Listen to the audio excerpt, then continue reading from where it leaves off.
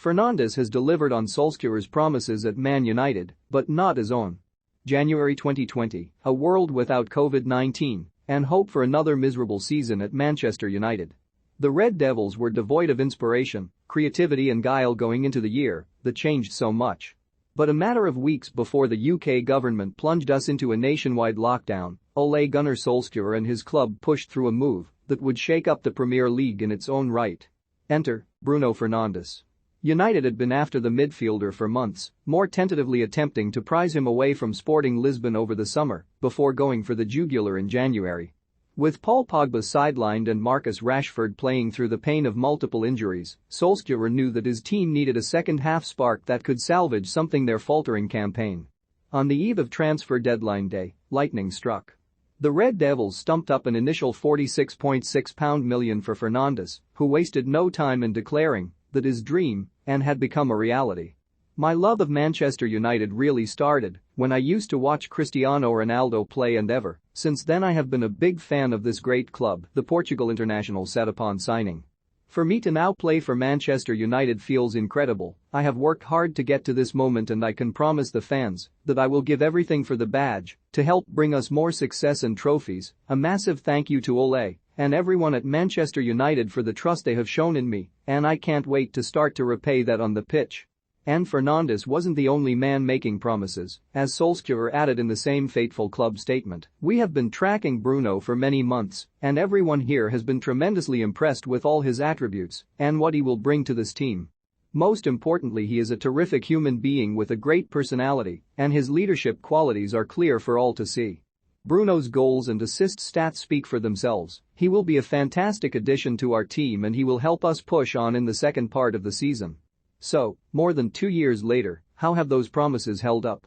In Solskjaer's case, the Norwegian was spot on, no pun intended, given Fernandes's penalty-scoring ability.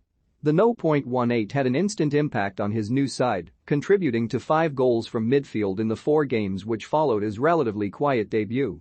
Tenacious and quick-witted with the ball at his feet, it didn't take long for the Old Trafford faithful to be convinced both in the stadium and on the sofa during lockdown. Behind the scenes, his personality began to shine through too, emerging as a leader in a dressing room in desperate need of them and making himself a favorite around their Carrington training complex.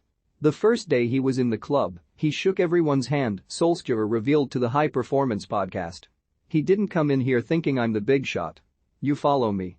No, he shook absolutely every staff member's hand. As coronavirus came along, Fernandes and co would be forced to take a 3-month break from action. It didn't change anything for him, however, racking up 6 goals and 4 assists in the Red Devils' final 9 league games. His efforts were adequately rewarded, with United qualifying for the Champions League on the final day, a game in which he scored the decisive goal. Even his 3 appearances in the FA Cup were impressive, while Solskjaer's side also made the last 4 of Europa League, much thanks to his 4-goal contributions in 5 knockout games. But as the semi-final losses demonstrate, the trophy cabinet is glaring evidence of his promise not being fulfilled.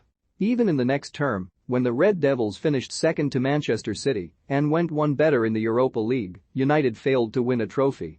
Fernandes tallied a whopping 28 goals and 17 assists in a mammoth 58 games, but a crushing penalty shootout defeat to Villarreal was the beginning of Solskjaer's end, sacked only 6 months later after a horrendous start to the season. Fernandes, who is the reigning recipient of the coveted Sir Matt Busby Player of the Award, hasn't shirked from discussing his ambitions though, as after signing a new 4-year contract last month, he made it clear that his time at the club had not been good enough at this stage. There is so much more that I want to achieve here, and I know that is the same for the rest of the squad and staff, the 27-year-old stated. More than anything, we want to give the fans the success that they deserve.